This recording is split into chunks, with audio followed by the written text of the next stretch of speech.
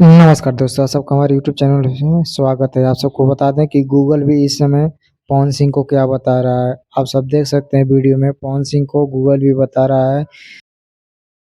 किसी व्यक्ति का नाम नहीं है, लेकिन पूरी सुपरस्टार पवन सिंह को अक्सर इस नाम से जाना जाता है। उनके गाने और वीडियो बहुत लोकप्रिय हैं, खासकर भोजपुरी में। एक लाइन है भैया, इंसान के लिए इशारा काफी होता है। देख रहे हो भाई, पवन सिंह खेसारी लाल यादव को इशारे में बोल दिए हैं। और पावर स्टार का न्यू सॉन्ग तो नंबर 1 ट्रेंडिंग पे चल रहा है। अगर आप लोग पवन सिंह के सच्चे फ़ैन हैं तो हमारे चैनल पर अगर नए आए हों तो चैनल को सब्सक्राइब कर लीजिए।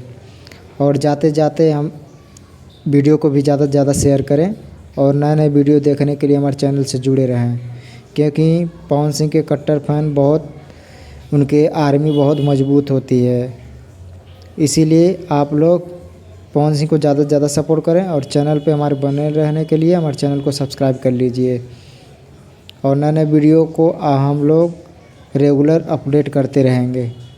धन्यवाद।